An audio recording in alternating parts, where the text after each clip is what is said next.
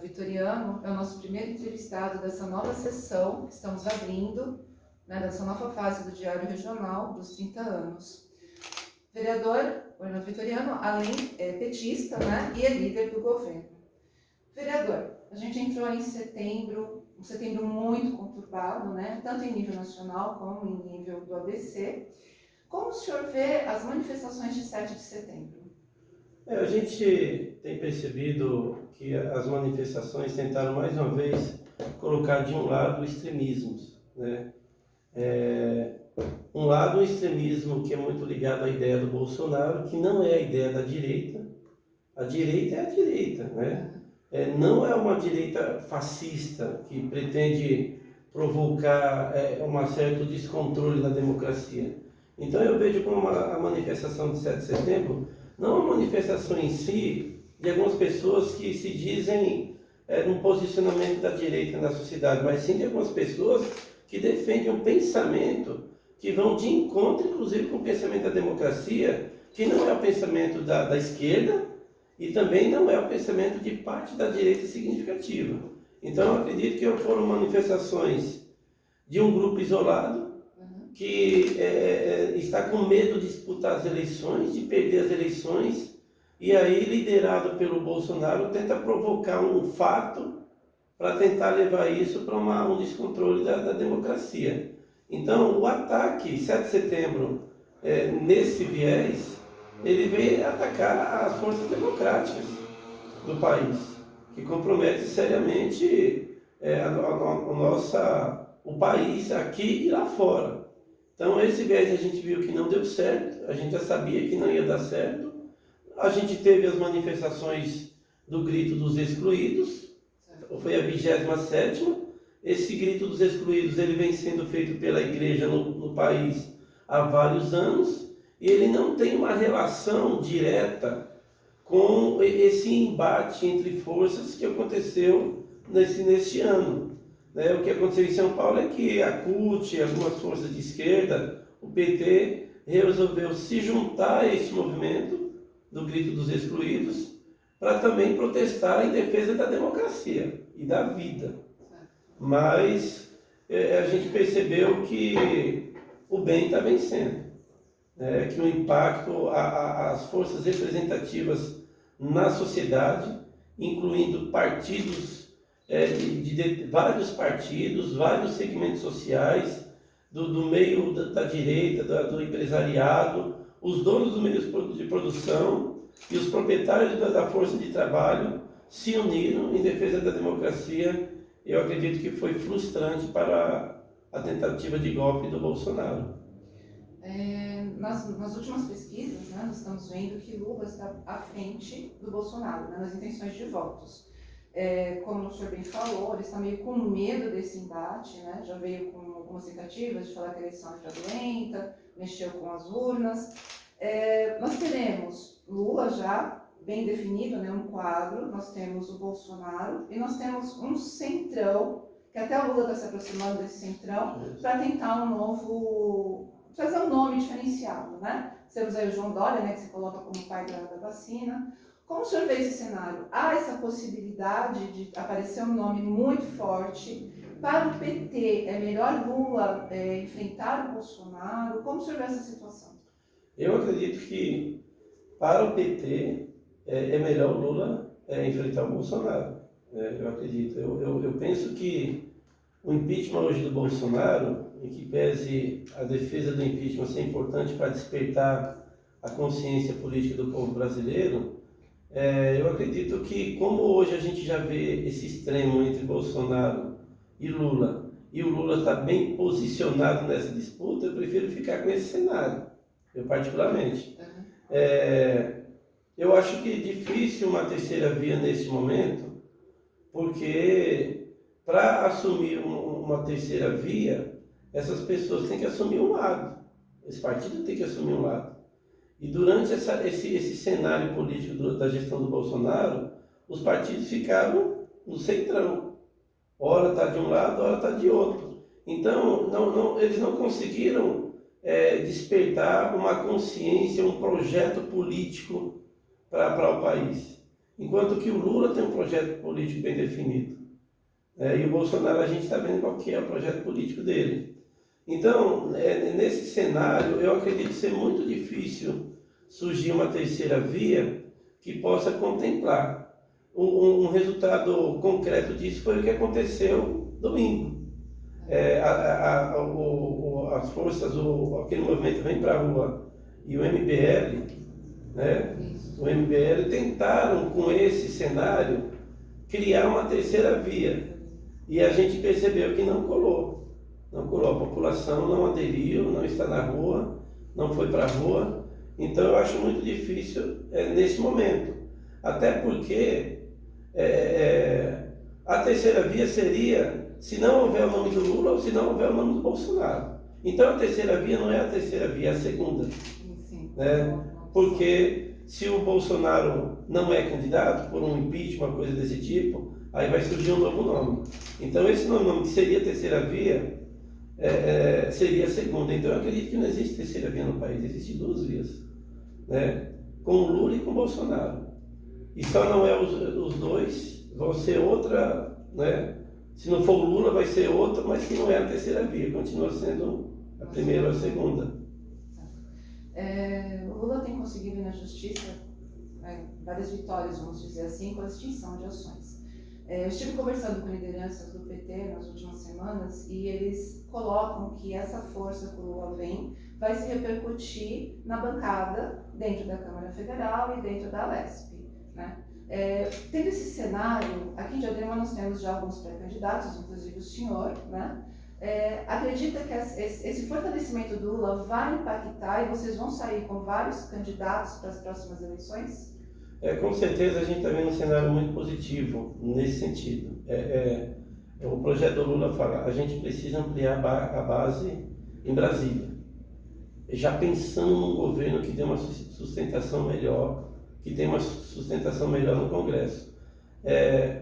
A gente percebe que recentemente outra ação arquivada em relação, como ele mesmo disse, o combate à Lava Jato confundiu o combate à corrupção com a perseguição ao PT e ao Lula. Então eles se perderam aí. E agora isso está sendo desmascarado. Isso acaba colocando o Lula como uma pessoa que foi realmente injustiçada e vitimizada. Então a gente coloca hoje a população vendo ele como realmente houve uma injustiça em cima dele. Por outro lado, o político, o líder, ele tem que ser um mediador. Ele tem que ser o negociador. O político ele tem a obrigação de governar e governar bem, mas ao mesmo tempo de exercer uma influência no meio político para sustentar a sua base, as suas propostas. E o Lula já provou que sabe fazer isso muito bem. Então essa conversa, aliado a essa aceitação popular do Lula e a essa habilidade que ele tem de juntar forças, de negociar, de mediar, eu acho que ele vem muito bem e tem muita chance de trazer uma parte considerável do Centrão para o apoio nas eleições. O ABC também está vivendo um cenário político meio conturbado, né? Nós temos em São Caetano que o José Olímpio Júnior venceu as eleições, mas não pôde assumir, está o Tite Campanella neste momento. Nós temos o prefeito de Ribeirão Pires, Clóvis Volpe, que também está com problemas na justiça, né? Está em instâncias superiores já tentando se manter no governo. E ontem nós tivemos uma tentativa de tirar o Marcelo Oliveira, que é petista, né, do governo por conta de problemas com a vacina. Como impacta esse tipo de cenário dentro do ABC? Na verdade, quando você já é acusado, né, quando o cidadão comum ele já é acusado de determinada situação ilegal, já pesa diretamente na família, nessa pessoa, no trabalho dela. Via de regra, ele já é quase que condenado antes de ser julgado. Então, esses problemas que estão enfrentando as lideranças no grande ABC é muito ruim para a nossa economia, porque isso gera notícia, isso gera fato, isso compromete o investimento. Ninguém quer investir Ninguém quer emprestar dinheiro para uma pessoa que tem um nome sujo no SPC Serasa. Ao mesmo tempo, as pessoas, os empresários, pensam duas vezes em investir numa região que está nesse descontrole político, né, entre a política e a lei. Então, isso leva, né, é claro que ninguém, no caso do Marcelo Lima, foi rejeitado. É difícil falar de alguém ser punido nesse momento por conta de vacina, porque tudo é novo. Né? Você tinha um primeiro momento que você não sabia o que fazer com a xepa, com a sobra. Então, a gente saía distribuindo e vacinando quem encontrava na rua. Depois você criou uma regra. Então, tudo tem que ser apurado antes da gente condenar. Mas eu acho que é um cenário ruim. Isso é um exemplo para nós políticos. Né? Não dá para ficar duvidando da lei, não dá para ficar brincando com as regras eleitorais e com as regras que impulsionam a gente na gestão pública. A gente não pode agir da nossa cabeça numa campanha eleitoral e nem agir com uma cabeça quando é gestor público. Nós somos impulsionados pela lei. Então, isso faz com que a gente, né, nós que estamos aqui no dia a dia, tenhamos mais responsabilidade no cumprimento da lei. Eu não estou dizendo que o Clóvis nem que o Aurélio são responsáveis, né, ou são culpados. Eles estão em investigação. Então isso é muito ruim para o cenário nosso, né? A gente teve estamos, né, com dois fatos que impactam a economia do Brasil e, consequentemente, estados e municípios. Que é a CPI da Covid, o relatório está saindo aí, né? Acho que para a semana que vem, quando já sai o relatório, que traz um cenário muito grave, né? Que tem de suposta corrupção, compras de vacinas, né? Que impacta diretamente até a nossa vida, né? Como cidadão. E temos, um dia antes das manifestações de 7 de setembro, a mudança do marco da internet, o que facilitaria, de uma certa forma, as fake news. Como o senhor vê esses dois cenários agora? A CPI que está tramitando lá no Senado, ela é muito importante para despertar mais uma vez a consciência política do país. É uma pena que as pessoas não acompanham. Isso seria de referência para a gente ver como funcionam os bastidores do poder, né? Eu acho muito difícil alguém ser preso ou haver algum impeachment do próprio presidente por conta dessa CPI. Mas ela está sendo muito importante para desmascarar a farsa que está sendo a equipe do governo Bolsonaro, né, em relação ao tratamento da Covid. Ou seja, hoje nós poderíamos ter salvo mais de 130 mil pessoas no país se a gente tivesse, com responsabilidade, antecipado a compra da vacina quando ela ainda estava sendo estudada, que, salvo engano, foi em agosto de 2020. Então, nós deixamos de já fechar um pacote ali, apostou numa outra vacina, na Covaxin, né? Na Covaxin, e por trás de tudo isso aí tinha muita pessoa querendo ganhar dinheiro, pessoas diretamente ligadas ao governo. Então, é frustrante como depois de todo um cenário que a gente passou aí pela Lava Jato, com pessoas sendo presas, tem gente ainda fazendo de conta como se nada tivesse acontecido. Então, eu lamento muito que as pessoas usam ainda esse meio de se beneficiar, a corrupção, né? E isso coloca em risco diretamente pessoas que estão numa extrema necessidade por conta do Covid, né? Que é de salvar vidas. Então, essa mazela do governo federal poderia ter salvo muitas vidas se tivesse sido evitada a tempo, né? Aí, em relação às fake news, é isso, né? Trabalhar com a mentira. Quem não tem condições de mostrar o que é pela verdade, tenta usar os meios que possui, que é através da fake news. A fake news é como se fosse uma fofoca que eu crio num ambiente de trabalho para ferrar o meu parceiro. Eu espalho um comentário negativo dele, eu espalho uma fofoca na igreja, na minha família, para ferrar com a pessoa. A fake news é uma forma que se tem de tentar subestimar a inteligência da pessoa, do eleitor, da população, com inverdade. Então eu vejo com muita preocupação a mudança desse marco, que eu acredito compromete seriamente a democracia do país, e isso impacta profundamente no crescimento do país.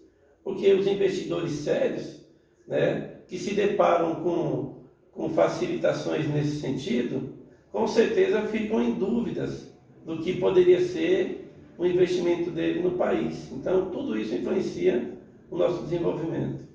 Certo. Vamos falar um pouco de Diadema, né? O Felipe, né? O José Felipe voltou a assumir a prefeitura, né? Quarto mandato, né? Quarto mandato. Isso. E o senhor vem acompanhando outros governos. Como o senhor analisa hoje o governo do Felipe, né? Como está a situação da cidade? Quais demandas o senhor entende que já foram meio que sanadas e quais ainda serão os desafios do governo? Eu acredito que hoje, em que pese ele ser do meu partido, a gente tem apoiado o Felipe, não teria pessoas hoje mais preparadas para tentar salvar essa cidade do que o Felipe. Isso ele vem de uma experiência muito grande. Ele foi por 3 mandatos, o último mandato dele saiu com aprovação de quase 70%. Então isso demonstra que o Felipe sabe fazer, sabe trabalhar. E o que eu vejo nele, inclusive como pessoa, é uma vontade muito grande de continuar realizando. Normalmente isso é para jovem, né? Para quem está começando, que quer mostrar trabalho. E ele é meio né, uma energia muito grande de querer realizar, de querer mudar as coisas rápidas e não dá. Né? Então a gente tem tido muitas dificuldades. O Felipe assumiu a gestão com a maior parte dos contratos cancelados, suspensos, principalmente na área da saúde, quase todos eles com problemas de pagamentos, né? Você chegava no fornecedor de insumos para a saúde e pedia determinado medicamento e falava, me paga aqui que eu mando o medicamento. Né? Você assumir um governo e ter que renegociar contratos, principalmente na área da saúde, leva um tempo. Então nós nos deparamos com essa dificuldade, falando principalmente da área da saúde. O contrato da SPDM vencido, ou seja, vários apontamentos do Tribunal de Contas no contrato da SPDM, que envolve hoje 1.300 pessoas que trabalham na saúde. Então a gente assumiu o governo com 10 leitos hospitalares de UTI da Covid, apenas 23 na enfermaria, dobramos para 40 leitos na UTI, quase 40 leitos também de enfermarias aumentaram, e aí nós tivemos que segurar a SPTM. Né? Não tinha como mandar 1.300 profissionais de saúde embora. Romper e recomeçar. Não dá. Então a gente assumiu o risco de renovar esse contrato, e durante o período de renovação, esse período de transição, aí sim abrir um chamamento para que a gente possa definir a política de saúde da cidade. Mas é importante, um parênteses nisso, que quem controla a política da saúde em Diadema é a prefeito, não é uma empresa terceirizada. A empresa ela já estava terceirizada, né? Então a gente está passando alguma autonomia de gestão de alguns equipamentos, da UBS, mas não a gestão da saúde. Então a gente encontrou dificuldade principalmente na saúde, mas que a gente já está sanando. Né? Esse contrato agora ele vai prever um atendimento melhor para a população, e a população não quer saber se venceu, se não venceu. Ele quer ser atendido. Sim, se está ilegal, se não está ilegal, e a gente está dentro da lei. Nós fizemos um estudo, o vereador lá propôs lá uma representação já no Ministério Público, nós estamos tranquilos com relação a isso. Né? O Tribunal de Contas prevê que o ideal é que haja o chamamento para a contratação de OS, de convênio, mas existem as exceções na lei, e as exceções elas têm que vir fundamentadas e bem justificadas, e isso foi muito bem feito. Né? Inclusive, por a gente estar vivendo esse período de pandemia ainda. Então a gente está tranquilo quanto a isso. A população vai sentir a melhora, e quem está apostando que vai dar errado, vai cair de cavalo. Né? Fora isso, a gente encontra os problemas com o pancadão, a gente está com o problema do desemprego, a gente tem uma quantidade de muita gente desempregada, na cidade, muita gente recebendo auxílio. Então nós criamos o cartão merenda, né, que é o cartão alimentação. Ampliamos a contratação na frente de trabalho, estamos agora implementando um projeto Bairro Melhor.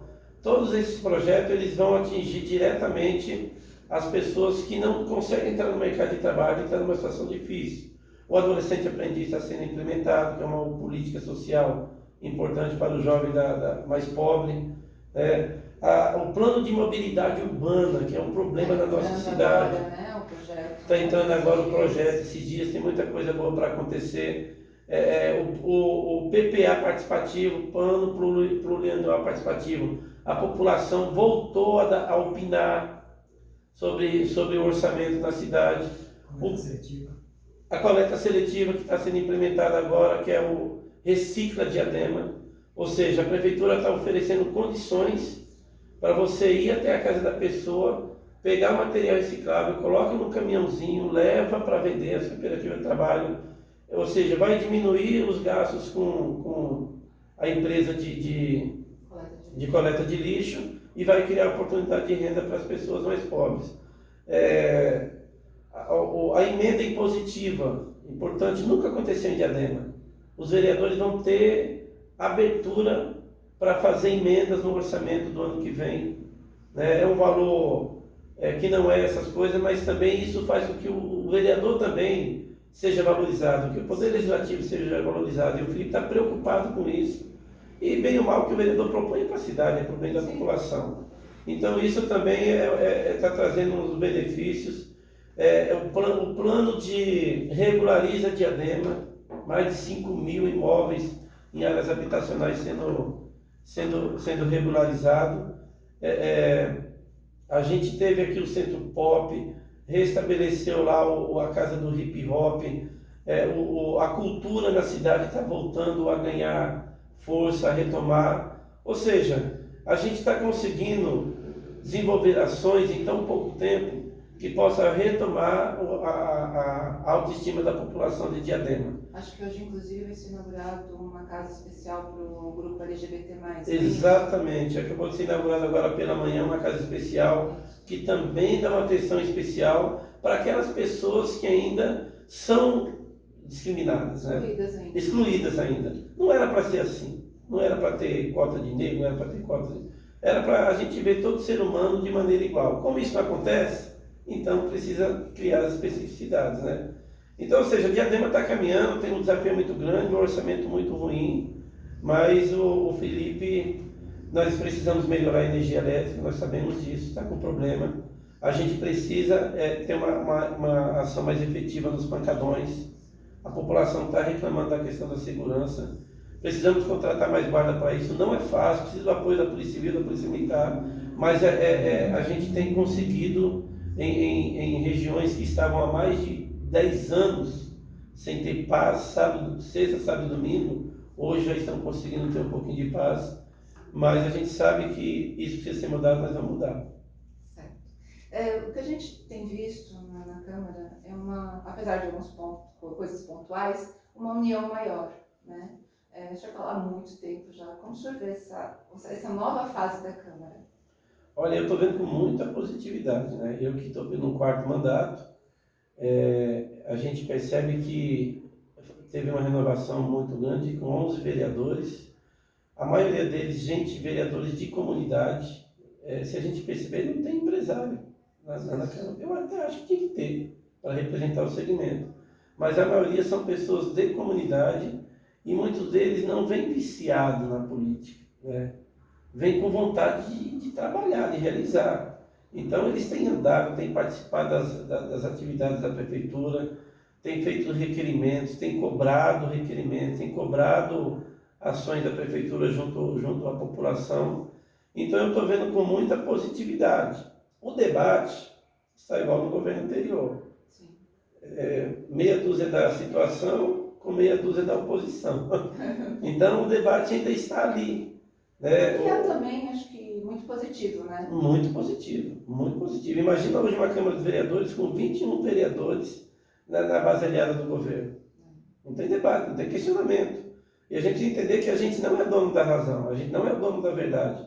E a oposição ajuda, inclusive, a gente a refletir sobre ações que talvez não sejam tão positivas. Então, eu estou vendo muito positivo isso, uma união muito grande entre eles, uma solidariedade. A gente pega, o exemplo disso foi o que aconteceu no IML, quando o governo do Estado tentou tirar.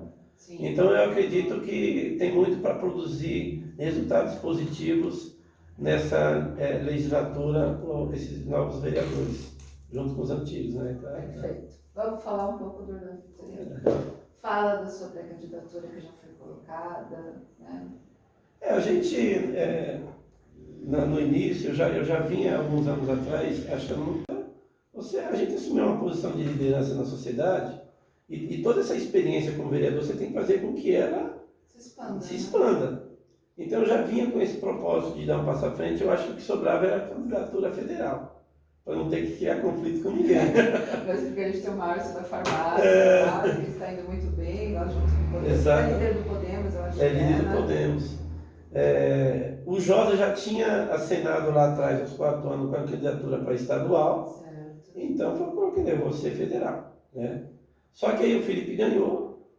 O Felipe assumiu e falou, eu preciso de um federal e estadual na cidade. Então a candidatura que é minha passou a ser uma candidatura coletiva. Certo. Enquanto era minha, é um desejo, e ninguém constrói nada sozinho. Certo. Então a candidatura ganhou peso com o apoio do governo. Ele entende, o Felipe, que é importante ter um estadual e um federal na cidade que seja ligado ao governo para fortalecer a política desse governo. Nós já temos um deputado que é o Márcio da farmácia, né, que é importante.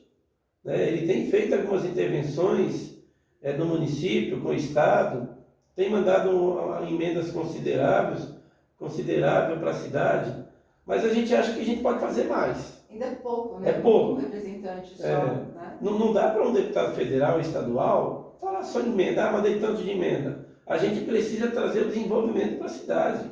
Nós temos que exercer a nosso poder de influência junto a setores do empresariado, da economia, para fazer com que nossa cidade cresça. Eu não posso só ficar brigando pelo auxílio emergencial, pelo Bolsa Família. O povo quer emprego. Então, é a mesma coisa de você só dar esmola e não ensinar a pessoa a pescar, né? Então, nesse sentido, eu acho que a gente pode contribuir muito ainda. Diadema hoje é uma cidade de quase 430 mil habitantes, se duvidar, a primeira intensidade demográfica do país. Ela está posicionada, estava até 2018 mais ou menos, na 14º PIB do estado de São Paulo e a 41ª do país. Nós temos 70 deputados federais no estado de São Paulo, que representam em Brasília. Então, Diadema, pela importância que tem na economia do estado, do país, né? E também o setor de serviço que tem na cidade, a influência que já exerceu, eu acho que está mais na hora de ter um deputado federal. O deputado federal, ele vai, claro, por exemplo, em média 60 milhões de emendas de um deputado federal. Esse ano foi liberado mais de quase, salvo engano, uns 30 milhões de emenda para o deputado federal. Imagina isso somado, obviamente, vai mandar só para Diadema. Não, claro. Mas a maior parte disso viesse para Diadema, nós teríamos arrecadado aí, em 10 anos que não tem um deputado aqui, quase 70 milhões de emenda. Hoje o hospital municipal, eu repito, que eu já falei isso, seria outro hospital municipal se tivesse um deputado federal que estivesse mandando emenda. Mas não só isso. Exercendo a sua influência como deputado em Brasília, para pressionar o governo federal a mandar mais recursos. Trazer Diadema mais à luz também das outras esferas governamentais, né? Porque Diadema ficou meio que blocada, né? A gente sente isso, que é uma das questões do antecessor do Felipe, né? Diadema ficou meio que segurada em sentido de investimentos e visibilidade. Esse é o ponto-chave, exatamente. Se a gente comparar Diadema com São Bernardo, Santo André, Diadema vinha ali, né? Com São Bernardo, Santo André, São Caetano nem se compara, né? A gente percebe que Diadema ficou para trás. Ela vinha num nível de crescimento bom e ficou para trás em várias políticas. A gente não teve mobilidade urbana, a gente não melhorou o transporte, a segurança, a saúde caminhou para trás. Então, ter um deputado federal na cidade é importante para isso. Então, o acúmulo de 4 mandatos, uma votação sempre expressiva, mais de 25 anos atuando no ramo do direito, o mais votado da cidade. Se tiver que ter um deputado federal aqui, acho que eu me sinto mais preparado, né, para isso. Então, a gente quer estimular. Eu estava dando um exemplo outro dia, na região, falando de região, que é importante para a região. Nós temos hoje o Vicentinho e o Alex Mamente. A gente precisa trazer o debate de Brasília para a nossa região. Tem o REIQ, que é o Regime Especial da Indústria Química. Ela foi criada em 2013, que é a isenção, a redução de impostos do CONFINS e do PIS. É uma forma de estimular a concorrência da indústria química do país em relação à indústria química internacional, que recebe muita subvenção dos governos fora do país para que ela possa ser concorrente.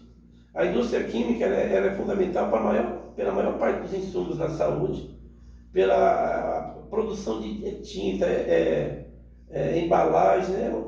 E o primeiro polo petroquímico do país é a Braskem, lá em Mauá. E o governo federal, ele queria simplesmente, através de uma medida provisória, acabar com esse incentivo especial. Isso ia gerar uma perda de mais de 80 mil empregos diretos, né, no país, indiretos 400 mil reais, e esse debate não chegou na cidade. Chegou porque o Sindicato dos Químicos puxou. Então o deputado federal tem que estar atento a isso. E sem contar que é o seguinte, Diadema teve uma votação expressiva com Eduardo Bolsonaro, com Tiririca, com vários deputados federais, e que pergunta para a população se quiser falar com um deles. Então tem esse outro viés, um deputado federal na cidade, a população sabe onde encontrar ele. Tem essa proximidade. Tem essa proximidade. Obrigatoriamente, eu tenho que ter um escritório na cidade. Hoje eu tenho 4 escritórios e 3 entidades sociais, atendendo a população. Então, obrigatoriamente, eu não tenho como fugir disso. Então, eu acredito que a candidatura hoje, ela pode ser muito benéfica para a população, para trazer melhorias, principalmente na saúde, né? Porque das emendas parlamentares, 50% obrigatoriamente tem que ser destinada para a saúde. Então, a gente está nesse caminho, confiante na vitória. Por último, qual projeto que o senhor colocou aí nos últimos tempos que o senhor gostaria de destacar? A gente protocolou recentemente um projeto de arte e cultura nos bairros, arte e cultura na rua. A população de Diadema hoje ela não tem entretenimento. Os bares fecham 23 horas, você não tem... A cidade mudou, está vindo uma classe média baixa, mas tem uma classe média chegando na cidade, a gente vê a quantidade de prédios, né? E muitos chegam do trabalho 10 horas e não tem um dia. Ele quer ir com a família, quer ir com a esposa, com a namorada. Com o namorado, você não tem um local para curtir Diadema. É incrível. Então, isso estimula também os pancadões. Então, a arte e cultura, ela pretende ir naquela rua que tem o pancadão, ocupar o espaço que é do pancadão e levar assim entretenimento de forma organizada, com segurança, com planejamento, e inclusive incentivar os artistas. Então esse projeto a gente colocou, né? A cultura já vem discutindo isso, mas a gente vai intensificar, já vai intensificar para virar lei. A gente está com um projeto lá em andamento, que é levar a cultura de paz, né? Que é um pouco parecido com o projeto do governo do estado, que é educando para a vida. Ou seja, a gente já começar a desenvolver a cultura da paz nas escolas municipais. A gente sabe como que é a criança. Outro dia, eu com o carro dirigindo, peguei o celular e a minha filhinha com 5 anos falou: pai, não pode. Então alguém falou para ela na escola que não podia. Então, você falar que você não pode usar entorpecente, que você não pode usar brinquedinho de arma, incentivar a cultura de paz, a criança crescer com isso, eu acho que é importante. Então a gente quer levar isso para as escolas. Protocolamos agora um projeto de internet, né? Ampliar essa rede de internet para que a população, de um modo geral, possa ter acesso às redes de Wi-Fi, principalmente nas periferias. Nós estamos com um projeto, né, em andamento importante, uma aventura, que é a loteria municipal, né? Você que tem alguns municípios, a Constituição, ou tem leis federais que já prevê a possibilidade da criação das loterias estaduais e também municipal, que é uma forma de angariar recursos para poder investir em áreas específicas, como da saúde, da educação e Seria da muito segurança. importante neste momento, né? Inclusive que a cidade está crescendo, pandemia, crise econômica. Exatamente. Eu não sei se eu protocolei outros projetos lá que nós votamos lá, mas por enquanto é isso. A gente fez uma homenagem, né, à nossa Daiane, que disputou as Olimpíadas, né? Na verdade, isso era para ser normal, né? Um atleta de Diadema, de qualquer cidade, estar numa Olimpíada. Mas não é normal. Não, é um feito. É um né? feito. É um feito. Porque, infelizmente, o país ainda não investe a maneira que deveria no esporte, né? E aí seria uma maneira, vamos pegar Diadema, né? Você não tem um incentivo ao atletismo, você não tem o próprio handebol, você não tem... Agora que o Felipe está retomando algumas, como o próprio handebol, o On Fire, aquele projeto importante do basquete, né?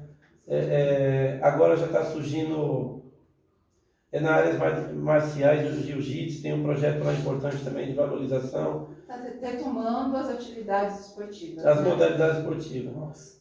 Né? O boxe, né? Então tudo isso você acaba criando uma atividades para a juventude para que ela não caia para o mundo da marginalidade. Então, eu entrei nisso por causa do investimento no esporte, né, que a gente falou. Sim, mas foi uma homenagem que o senhor fez. Da Daiane. Representando todos os esportistas, vamos dizer assim, né? Exatamente. E ela veio do Eldorado, família pobre, passou por muitas dificuldades. E o fato de ir para as Olimpíadas, a gente fez essa homenagem como exemplo para a nossa juventude na cidade, né? Perfeito. Vereador, eu quero agradecer a sua presença. E do Wilson, que está ali escondidinho, mas está acompanhando. Muito obrigada, estamos sempre à disposição. Eu que agradeço mais uma vez por essa oportunidade, cumprimentar o trabalho de vocês, que é importante para despertar a consciência da nossa população, né? Informar, denunciar e fazer com que a gente possa fiscalizar também. Obrigado. Muito obrigada.